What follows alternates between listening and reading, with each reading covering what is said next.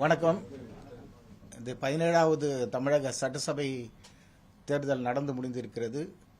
மகிழ்ச்சியாகவும் இருக்கிறது, அதிர்ச்சியாகவும் இருக்கிறது. மகிழ்ச்சி என்றால் அதிக அளவில் மக்கள் ஆர்வத்துடன் வாக்களித்தார்கள், அது மகிழ்ச்சி. அதிர்ச்சி என்னவென்றால் இளம் தலைமுறையினர் மற்றும் குழந்தைகள் நடந்து கொள்வது மிகவும் விசித்திரமாக இருக்கின்றது. தேர்தல் என்றால் வெற்றி தோல்வி சகஜம். இது 1952 நடக்கின்றது. இது 17வது சட்டசபை தேர்தல். இந்த சட்டசபை தேர்தலில் புதுமையாக இருக்கின்றது. ஒரு 4 பெரிய கட்சிகள் தேர்தலில் நிற்கின்றன. 4 கட்சிகளும் ஜெயிக்க முடியாது. ஒவ்வொரு கட்சியில் இருப்பவர்களும் தங்கள் கட்சி தான் வெற்றி பெற வேண்டும் என்று நினைக்கிறார்கள். அது நியாயம். அவர் என்ன செய்ய முடியும்? அவர்கள் கேன்வாஸ் செய்யலாம், போய் ஓட்டு போடலாம். அதுக்கு மேலே அவங்க எதுவும் செய்ய முடியாது. ஆனால் சிலர் மாயையில் இருக்கிற போது சோஷியல் மீடியாவில் தெரியுது. குழந்தைகள், எஸ்பெஷலி குழந்தைகள், இளைஞர்கள் எல்லாம் இந்த மாதிரி தன்னுடைய தலைவர் தான்.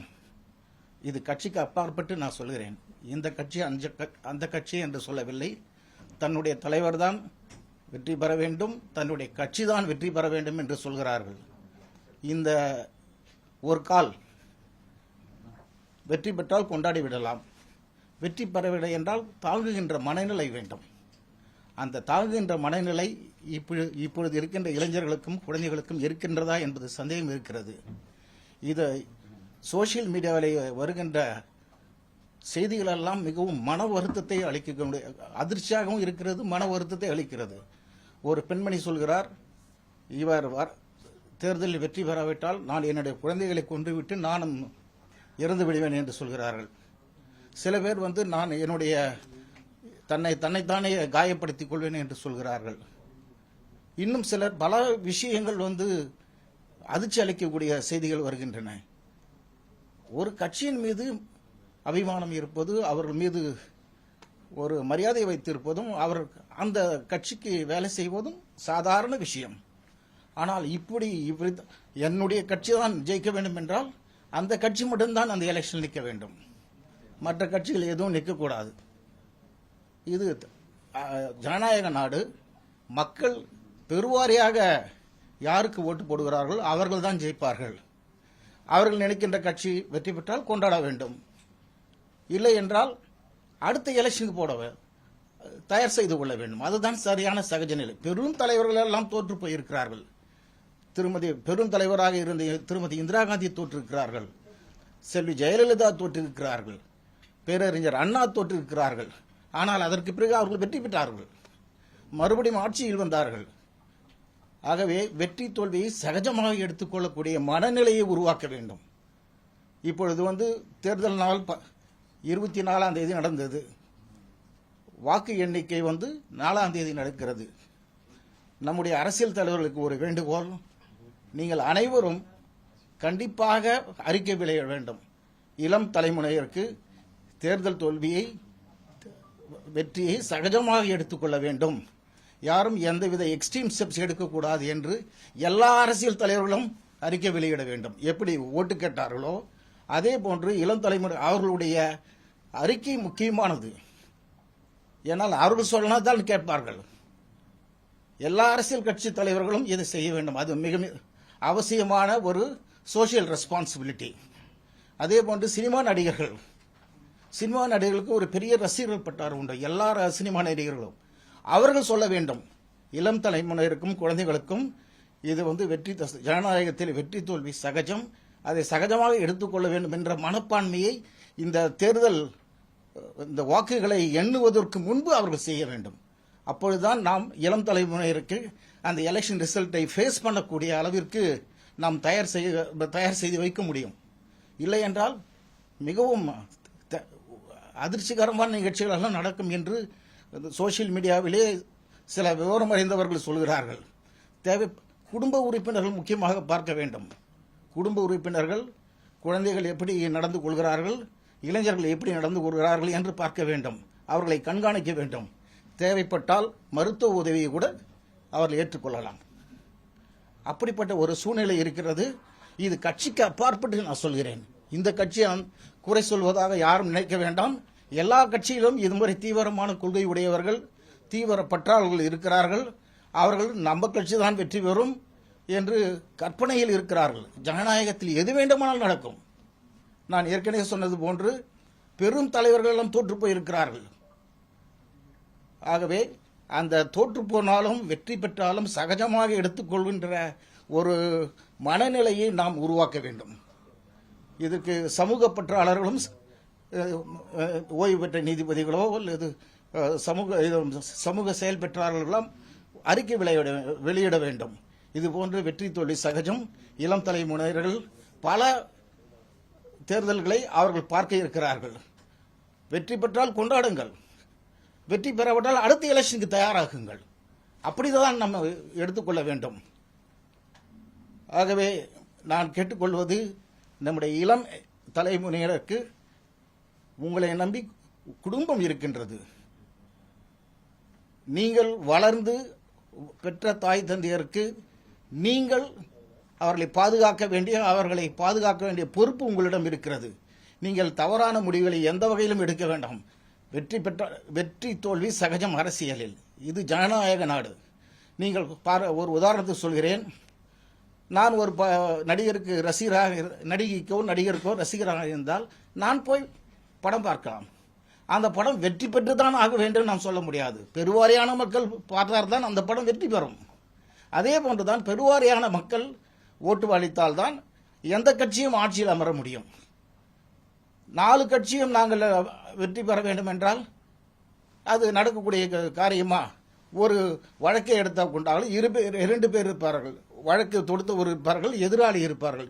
இருவரும் நான் வெற்றி பெற வேண்டும் என்று சொன்னால் நீதிபதி 2 தீர்ப்பு தான் கொடுக்க வேண்டும். ஆகவே வெற்றி தோல்வி கோர்ட்டிலும் சரி தேர்தலிலும் சரி சரிசமமாக எதிர்நோக்கக்கூடிய மனப்பான்மையை நாம் உருவாக்க வேண்டும். தேர்தல் நேரத்திலேயே தேர்தலுக்கு செல்லும் நம்முடைய தலைவர்கள் அவர்கள் கேன்வாஸ் செய்துட்டு பிறகு நாம் வெற்றி பெறுவோம். ஒரு கால் வெற்றி பெறாவிட்டால் அதை சகஜமாக எடுத்துக்கொள்ள வேண்டும் என்று அப்பொழுதே அவர்கள் குழந்தைகளையும் இளைஞர்களையும் தயார்படுத்த வேண்டும். அப்பொழுதுதான் இந்த தவறான முடிவுகளுக்கோ தவறான வழியில செல்வதற்கு நம்ம இளைஞர்களை நாம் தடுக்க முடியும். சார், இப்போ வழக்கமா தேர்தல் நடக்கும். தேர்தல்ல முடிஞ்ச முடிவு வந்த பிறகு சில ஆட்களுக்கு ஒரு மனதளவுல ஒரு அழுத்தம் இருக்கிறது ஒரு இயல்பு தான். ஆனா இந்த முறை முன்கூட்டியே இந்த மாதிரியான ஒரு கருத்துக்கள் பொது வழியில வருது. ஓய்வு பெற்ற நீதிபதியா இருக்கட்டும், நீங்க கூட பொதுமக்களுக்கு இந்த அறிவுரை எல்லாம் வழங்குறீங்க. அப்படி என்ன சூழல் உருவாயி? இல்ல, சோசியல் மீடியாவில் வருகின்ற செய்திகள், இப்போது சோசியல் மீடியா தான் முக்கிய காரணியாக இருக்கிறது. இது மாதிரி ஒரு மேனியாக்கு வருவதற்கும் சோசியல் மீடியா தான் காரணம். இது வெளியில் தெரிவதற்கும் சோசியல் மீடியா தான் காரணம். இல்லை என்றால் நமக்கு தெரியாது. ஒவ்வொருடைய மனநிலை என்பது இவ்வளவு காலம் தெரியவில்லை, இப்பொழுதுதான் தெரிகிறது. இது ஒரு காரணியாக, இது எடுத்துக்காட்டாக இருக்கிறது. இந்திய தேர்தல் ஆணையம் இதுல என்ன விதமான ரோல் பிளே பண்ணணும்னு நீங்க நினைக்கிறீங்க? இல்ல இந்திய தேர்தல் ஆணையத்துக்கு என்ன கோரிக்கை வைக்கிறீங்க? இந்திய அரசியல் கட்சி தலைவர்களோட அவங்க சொல்லிட்டாங்கன்னா அவங்க கேட்டுருவாங்கன்றதை தாண்டி வழக்கமா அந்த 12ஆம் கிளாஸ் ரிசல்ட்டா இருக்கட்டும், இல்ல 10ஆம் கிளாஸ் ரிசல்ட்டா இருக்கட்டும், அந்த மாதிரியான நேரங்கள்ல ஒரு கால் சென்டர் கவர்மெண்ட் பிக்ஸ் பண்ணுவாங்க, போன் பண்ணி ஆலோசனை கேட்பாங்க. இந்த மாதிரி ஏதாவது இல்ல, அதுதான் மருத்துவ ஆலோசனை சொல்லியிருந்தேன். அதே மாதிரி இப்போ இந்த நிலைக்கு வந்துட்டு பிறகு தேர்தல் ஆணையமும் இது மாதிரி சேவை மையம் இல்லது உதவி மையம் என்று ஏற்படுத்த வேண்டும். இல்லது வருகின்ற அரசாங்கம் இதை மிக முக்கியமாக ஒரு பொருளாக எடுத்துக்கொண்டு அதற்கான சரியான இன்ஃப்ராஸ்ட்ரக்சர்ஸை ஏற்படுத்தி, நம்ம சூசைடுக்கு டெண்டன்சி இருந்தால் ஒரு ஹெல்பிங் சென்டருக்கு அது போன்று ஏற்படுத்தணும். அதே மாதிரி இந்த எக்ஸாம் நேரத்தில் இருக்குது இல்லை, அதையும் அதே போன்று எடுக்க வேண்டும். அதே மாதிரி எலெக்ஷன் கமிஷன் கூட ஒவ்வொரு தலைவரும் இந்த கேன்வாஸுக்கு போகும்போது இது மாதிரி வெற்றி தோல்வி சகஜம் என்று சொல்ல வேண்டும் என்கின்ற ஒரு ரூல்ஸை கொண்டு வர வேண்டும்.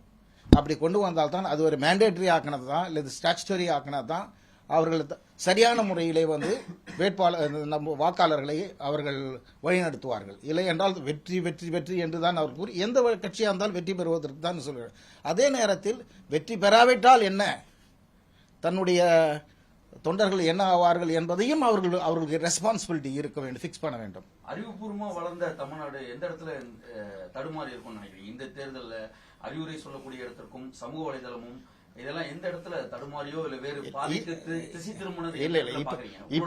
இப்பொழுது கூட மகிழ்ச்சியா இருக்குது. நம்ம இதே நேரத்தில் வேற ஒரு மாநிலத்தில் எலெக்ஷன் இருக்குது, அங்க வன்முறையெல்லாம் கட்டவிழ்த்து விடப்பட்டு இருக்கு. ஆனால் தமிழகத்தில் அப்படி இல்லை, மிகவும் அமைதியாக நடந்திருக்கிறது, அதிகமாக நடந்திருக்கிறது. எல்லாம் வாக்காளர்கள் வந்து ரொம்பவும் ஆர்வத்துடன் சென்று வாக்களித்திருக்கிறார்கள். இதற்கு காரணம் சோசியல் மீடியா தான். எப்பொழுதுமே அந்த சோசியல் மீடியா அதனால தான் இந்த மாதிரி ஆயிருக்கு. இந்த குழந்தைகள் முதல் கொண்டு இதில் அடிக்ட் ஆகியிருக்காங்க. சார், இப்போ சினிமா துறையை சேர்ந்தவர்கள் அரசியலுக்கு வந்ததுனாலதான் இந்த மாதிரியான ஒரு நிலைமை உருவாயிருக்கு அப்படிங்கறத நீங்க நேரடியா சொல்றீங்க? நான் அப்படிலாம் சொல்லல. யார் வேண்டுமானாலும் இது சினிமா துறையில் வருவது தமிழகத்தில் வந்து புதுதல்ல. தமிழகத்தில் சினிமா துறையில் வந்ததுனால்தான் அப்படி கிடையாது. சார், நிறைய பேர் வந்து விஜய் அவர்களுடைய இந்த குழந்தைகளுக்கு உண்டான அந்த பிரச்சாரத்தை ஒட்டி தான் இந்த கிரிட்டிக்லாம் வருது. நீங்க நேரடியா விஜய் அவர்கள் இந்த மாதிரி வலியுறுத்துறீங்களா? இல்ல நான் தான் சொன்ன முதல் கட்சிக்கு அப்பாற்பட்டு அரசியலுக்கு அப்பாற்பட்டு எல்லா அரசியல் தலைவர்களையும் கேட்டுக்கொள்கிறேன். அது விஜய் என்று சொல்லவில்லை, எல்லாருக்கும் சம பங்கு உண்டு. அதுதான் யாரும் தயவு செய்து ஒரு கட்சியை சார்ந்தோ ஒரு கட்சியை எதிர்த்தோ நான் இதை சொல்லவில்லை. தயவு செய்து அது மட்டும் நான் சொல்றேன். இது வந்து பொதுவான ஒரு பிரச்சனை, இதை எல்லாரும் எதிர்கொள்ள வேண்டும். அதை எப்படி சரியான முறையில் அணுகினால் நம்முடைய இளம் தலைமுறையினர் பாதுகாப்பாக இருப்பார்கள் என்றுதான். கடந்த கால தேர்தல்கள்ல இந்த மாதிரியான ஒரு சூழ்நிலை இல்ல. ஏன்னா ஒரு பாதிப்பு விஜயோட வருகைக்கு பிறகுதான் குழந்தைகள்கிட்ட இந்த மாதிரியான ஒரு மனநிலை இருக்கு. அதுதான் நான் சொல்றேன். சோசியல் மீடியா இதுக்கு வந்து பல ப்ளூ வேல்னு இருந்தது, சக்திமான் பார்த்துட்டு பண்ணாங்க. ஆனால் இது புதுசு ஒன்றும் கிடையாது. ஆனால் இப்படிப்பட்ட ஒரு சூழ்நிலை இருக்கிறதுனால நாம் அதை சரியான முறையில் இது வந்து இந்த கட்சி அந்த கட்சி என்று நாம் தயவு செய்து பாகுபாடு பார்க்க வேண்டாம். இவரால் தான் அவரால் தான் நம்ம எதுவும் சொல்ல வேண்டாம். இது பொது பிரச்சனையாக வந்திருக்கிறது. அதை பொது பிரச்சனையை எல்லாரும் சேர்ந்து கையாள்வதுதான் சரியான அணுகுமுறை. சார், இதுல பொதுவா வந்து ஒரு குறிப்பிட்ட இளைஞர்களுக்கு வந்து அரசியல் விழிப்புணர்வு வந்திருக்கு, குழந்தைகள்கிட்ட கூட அரசியல் போய் சேர்ந்து இருக்கு அப்படின்னு ஒரு கருத்து இருக்கு. அதே வேளையில இப்ப நீங்க சொல்றது வந்து அவங்க மனதளவுல வந்து இந்த தேர்தல் முடிவுகள் பாதிக்கலாம்னு சொல்றீங்க. இது ரெண்டுமே இருக்கு, இது எப்படி பாக்க? இல்ல அரசியல் முதிர்ச்சி, அரசியலுடைய ஞானம் வந்திருக்க வேண்டியது பாராட்டப்பட வேண்டியது. எதுவுமே அளவுக்கு மீது அமிர்தம் விஷம், எதுவும் வெறித்தனம் இருக்கக்கூடாது. ஒரு அறிவுபூர்வமான அரசியல் அறிவு இருப்பது கண்டிப்பாக தேவை. அப்படி இருந்தால் தான் எதிர்கால சந்ததி நன்றான அவர்களுக்கான ஆட்சியாளர்களை அவர் சரியான முறையில் தேர்ந்தெடுப்பார்கள்.